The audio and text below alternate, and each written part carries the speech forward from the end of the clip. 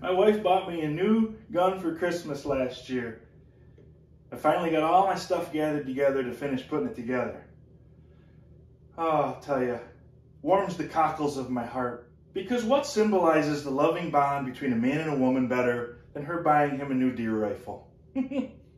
I'm so excited. That was dumb. That was dumb. Every tool's a hammer, unless it's a screwdriver, then it's a chisel. We need a torch. Hate that nut. We're not doing that. Because it ain't built till it's overbuilt. Don't force it. Get a bigger hammer. Every day's a school day.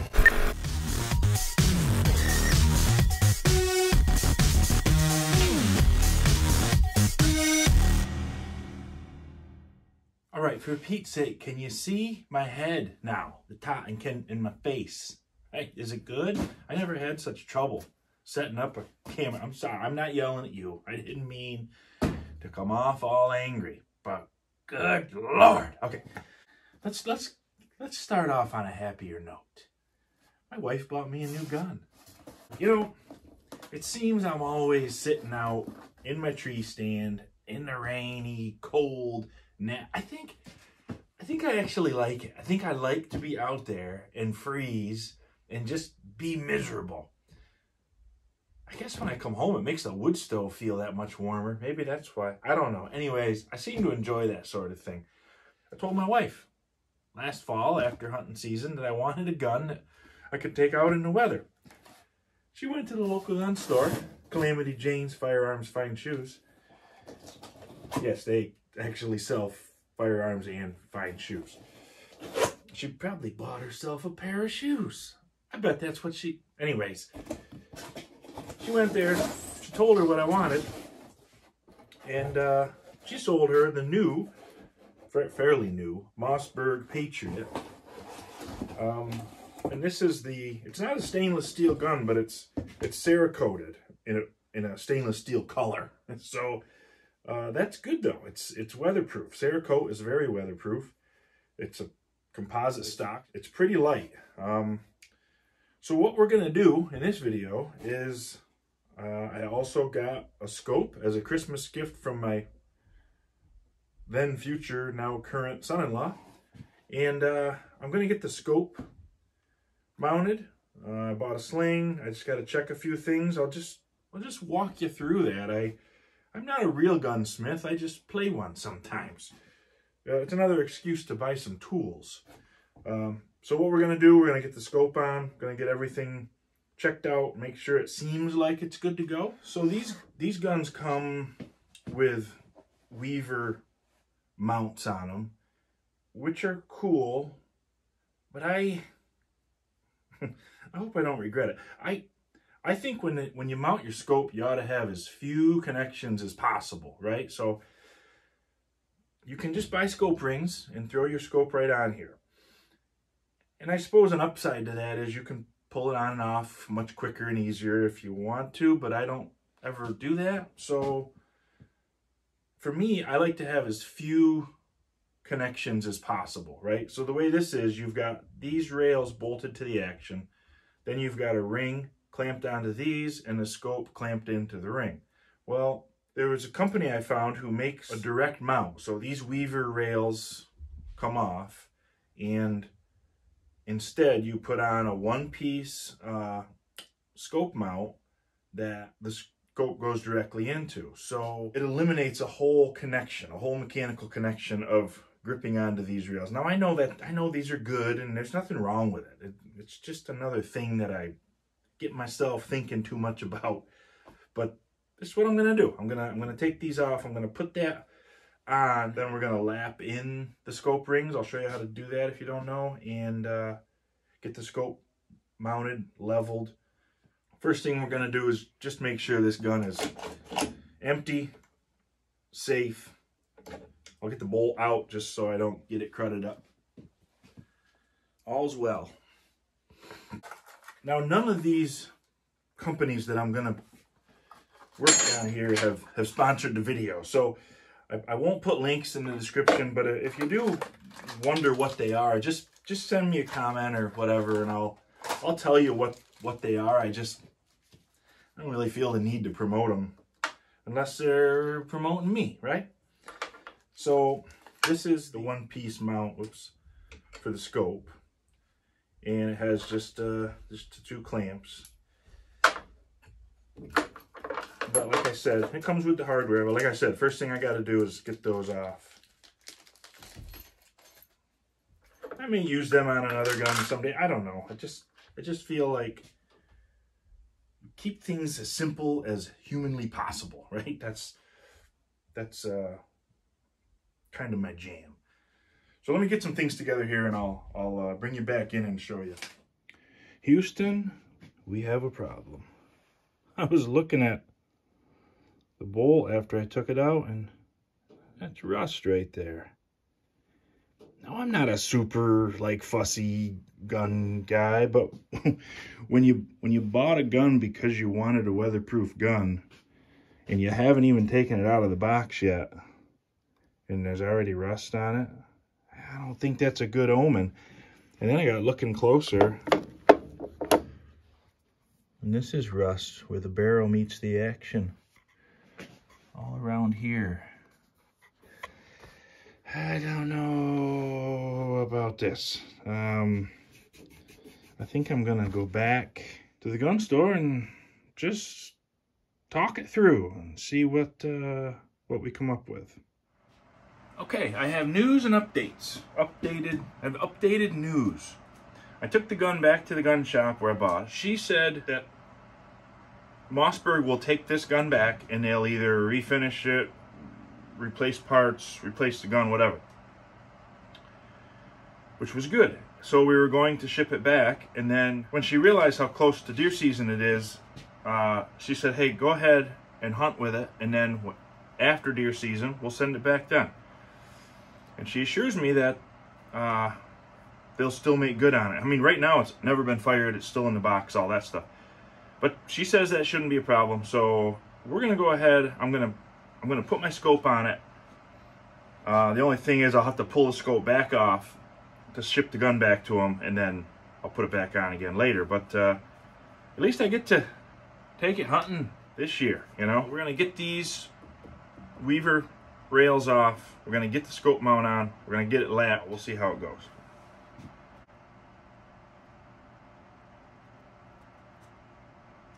Well,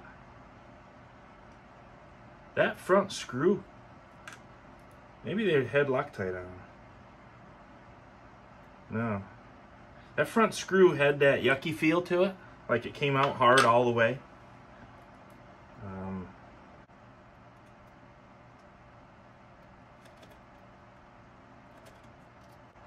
Yeah, the others were all just felt normal. Once you break them loose, they come out easy. That front one wasn't so great. These are oddball threads. If you're doing this job, hope that this doesn't happen to you, because normal people are never going to have this tap. I don't know if I have it. I'll have to go down to the shop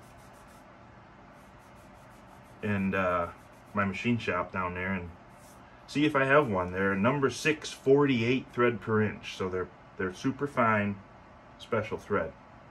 I mean, they're standard-ish. I mean, you can buy taps for them, but they're not normal.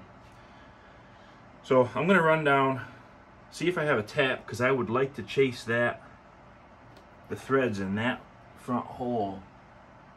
Yeah, they're a little, they're just kind of cruddy looking. So let me see if I got a tap. I'll be back.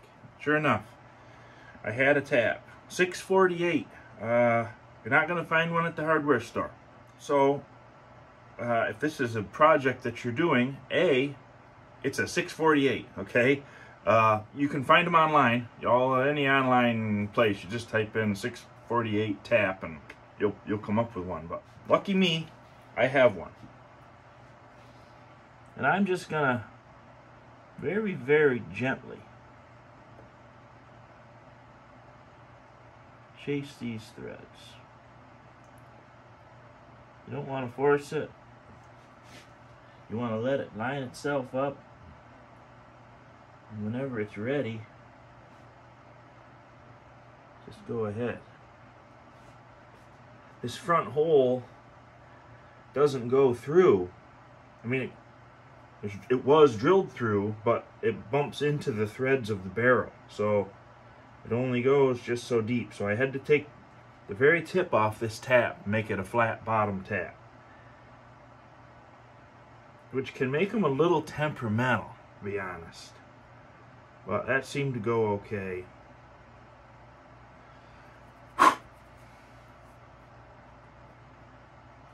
Yeah, it looks good. Looks quite good, actually. Yep, I like that. I'm not going to mess with the others. They all were good. The screws felt good when they came out, you know, nice and clean and easy. Normally, I'd put a little bit of blue Loctite on these because they should never have to come out in theory. And the blue stuff will come out. If you use the red, you have to heat it with a torch, which I don't like that. But blue should come out. I like these to not get loose, but in this case, I have to ship this scope back off after deer season's over and send it back. So I'm just going to put a little bit of oil on these threads so I can get a good torque on them, but I'm not going to Loctite them. But that is normally what I would do here. Actually, normally I would set this on there, I'd set the scope on, make sure everything looks good, and then I would take it back apart, clean it, and put the Loctite on it. But since I'm not Loctiting it, I can just put it together, because if I do have to take it back apart, I can. I'm just using gun oil, so that certainly isn't going to hurt anything if it, or when it goes into the action.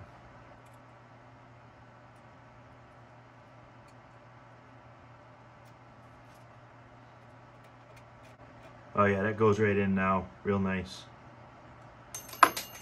It doesn't take much to booger up threads, or it could have just been some Cerakote that got in there and got baked in or whatever.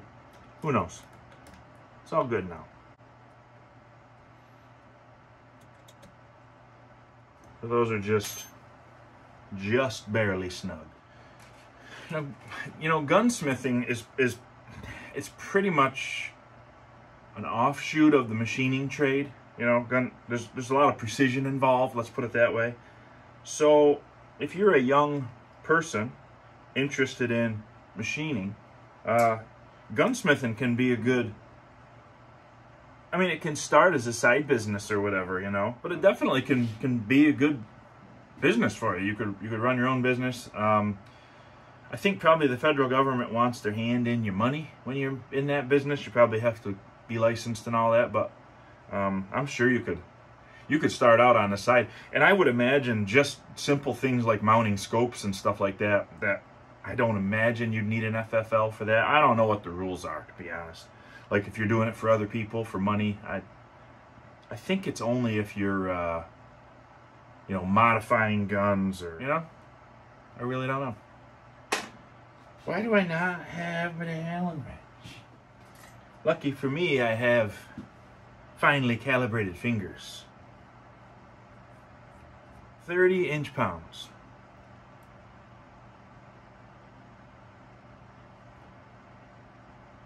Click. Click.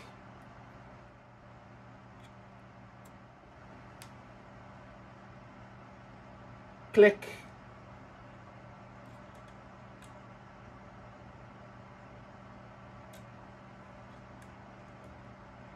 And click. Now, if this were my staying together forever setup, I wouldn't do that. I would go down to my garage and find the socket, because I do have a torque screwdriver. I just can't find the right bit for it. So anyway, it'll be fine. Okay. Now here's the part a lot of people don't do, right? But it is very important. You really need to lap in your scope rings. Okay. And if you don't know what that means, don't feel bad. A lot of people don't. I'm about to show you. It's not difficult, but there is some stuff you have to buy to do it. which I would imagine you can buy on the interwebs. You know, everything's out there on the interwebs. There's probably gunsmithing tool stores, I would imagine. I don't know.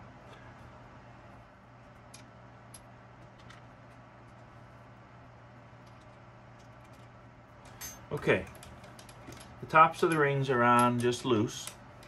We're going to take this slow, and I'm going to show you, because this has never been lapped before, the inside of the bore is anodized, and when I lap it I'm going to take that off, but it should show you how far out of whack they were, and hopefully convince you that you should always lap in your scope rings.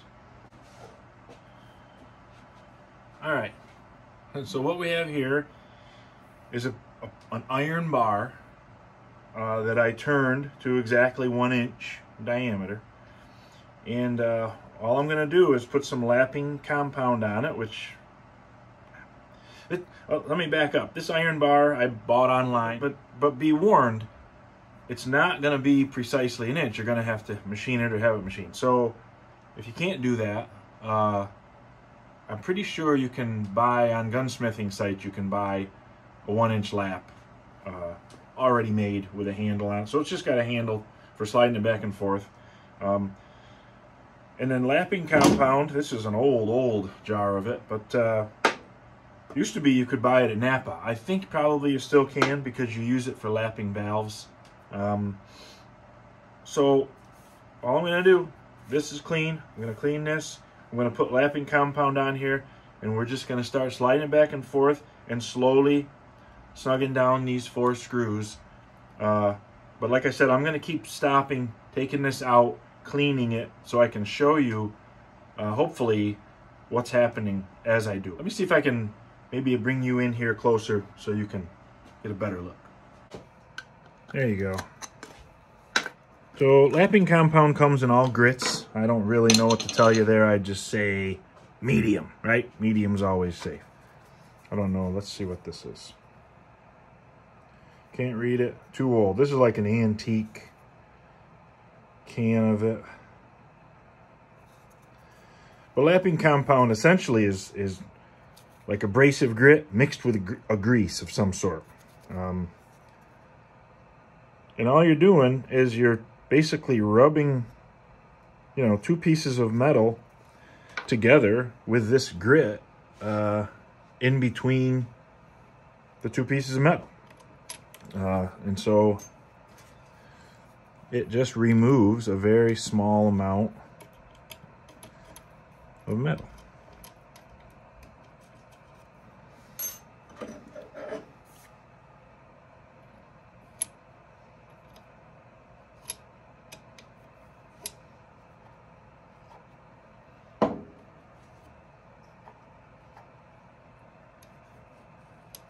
That's it. Got a little in there. I'm just going to work it in, and I'll work it back and forth a bit, and then I'm going to stop, and I'm going to show you what it looks like.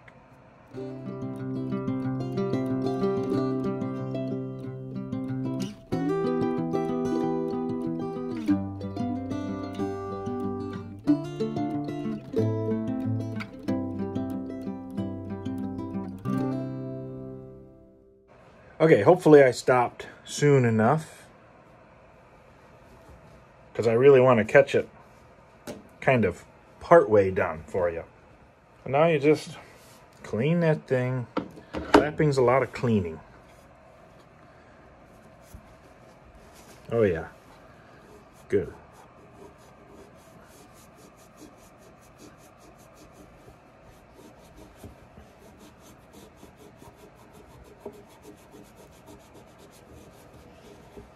Yeah, there you go. Okay.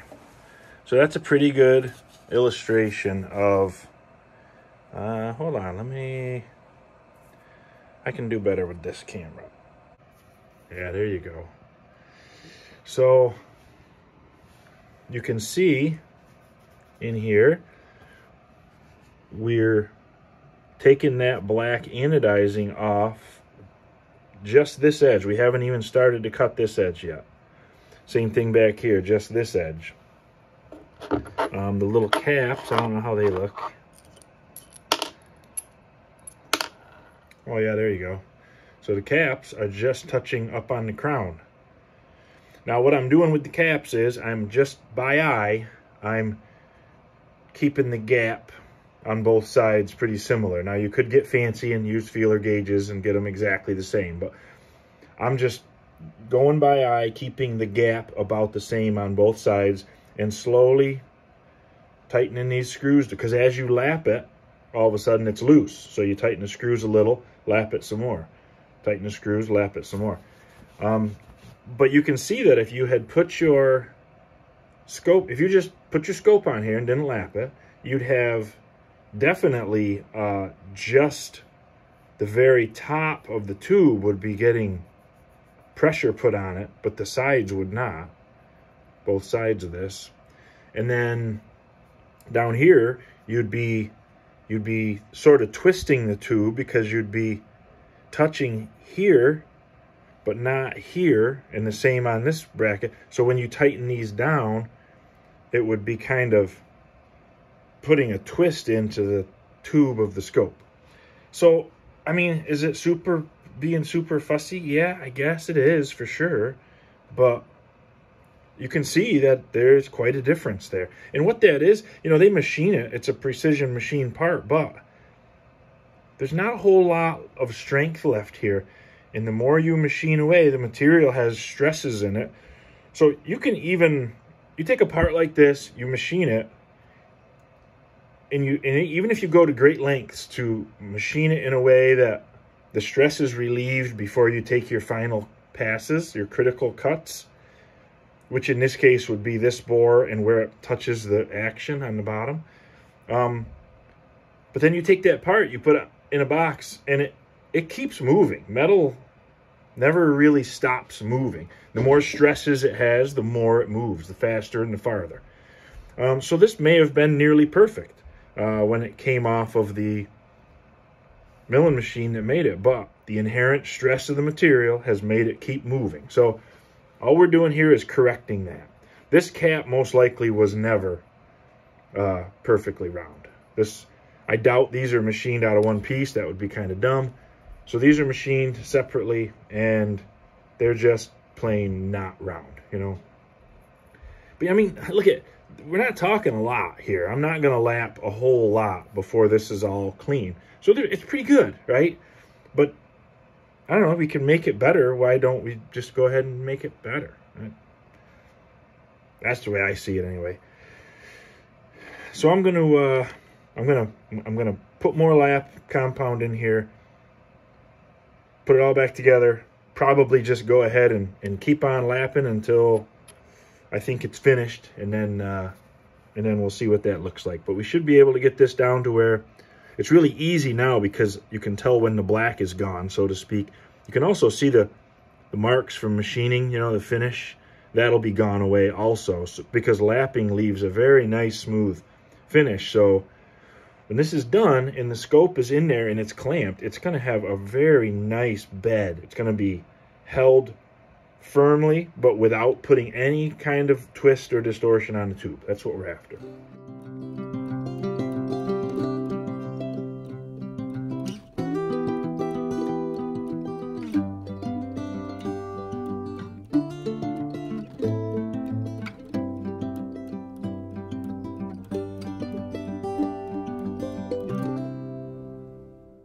Another pro tip, I got everything cleaned up here. The caps are all clean. Once you've lapped it, do not mix up the caps. Don't switch them, and don't flip them around the other way, right? They have to be exactly the way they were when you lapped them. They are now a matched set, okay? This one matches this base this way, not this way, right? Following what I'm saying? So don't get them mixed up. Don't get them spun around. The caps did not quite clean up all the way, but I'm going to call it good because, as we know, this is coming off again. And when I unbolt this and then I bolt it back on, I am going to relap this. It shouldn't need much. Normally, if this were staying on here for keeps, I would lap these until they were clean. But in this case, we're going to call that good. The bed, the bottom is perfect. The top is nearly. And let's face it, when I torque these down, they are going to deflect a little bit, and they're not going to be quite the shape that they are right now. So it's going to be okay. Like I say, when I get it back after it goes off to get the finish repaired, I will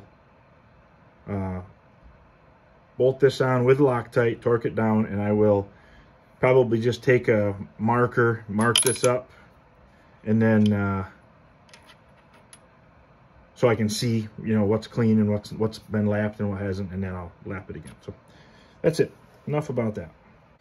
I got, like I said, my son-in-law bought me this very nice Leupold scope.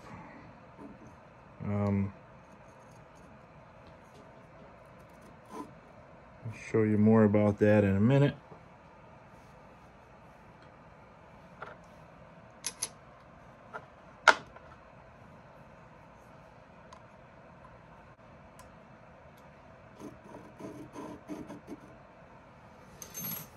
All right, so you want to stop right there. Before these are tight. These are just you know, finger tight, not even finger tight. But I like to stop right there. I like to pull the gun out and just make sure that I've got the eye relief where the scope needs it to be, because you can slide this, you know, forward and back some if you need to. So I just pull it up there, and I go through it a few times. Pull the gun up and just see if the distance from my eye to the scope is working. Because if it's not, you'll get a little tiny view, or else it'll not focus at all. See, like right there, the field of view is getting smaller. I'd actually like to be a little closer to it. That works. So it's pretty much all the way forward is what I need.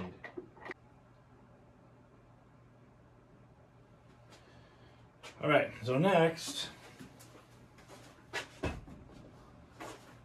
now that we know the eye relief is correct, now we're gonna level the reticle. So I have this little set here. It's a pretty cheap thing. It's just a little bubble level that has a magnet on it, and then another one here. This one goes on the action, and then I'm gonna finagle around until I get the gun level, and then this one just sits on top of the scope. And technically, I guess they wouldn't have to be level, they would just have to match. And you can Google that and see all the science and the magic behind it, but if your scope is twisted, you will lose accuracy at distance. So it is important that you get the scope. Level's not the right word. You want the scope, you know, parallel to the action or whatever. So what I do, a lot of guns have a flat ledge machined here. This one doesn't. It's got a sloped thing. But on the back of the action, I got my level sitting on both sides across this little bed where the bolt lays. So as long as it's up on both of those,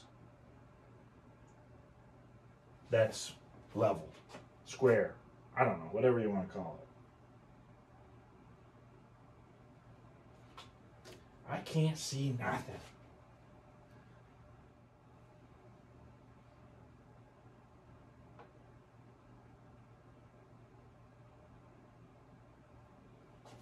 There's probably much more preciser ways to do this, but this is pretty close. Now when I tighten these rings, again, I want to eyeball the gap on both sides. You don't want to tighten one side down all the way and then tighten the other side with a big gap in it. You know what I mean? You want a gap on both sides.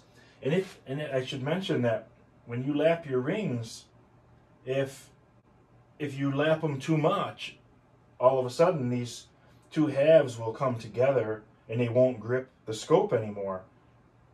All you need to do then is take the cap and just run it on some sandpaper on something nice and flat, and it'll recreate that gap. You know what I mean? You'd have to lap quite a lot to make that happen, but I can see how it could happen.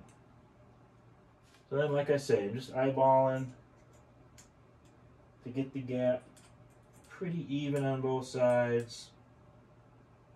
You could be as fussy as you wanted to. Break out the old feeler gauges. Make it perfect if you want. That's what makes you sleep better at night, you know?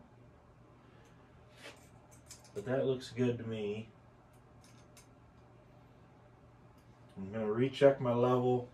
Recheck to make sure I'm forward where I want to be. Everything looks good right there.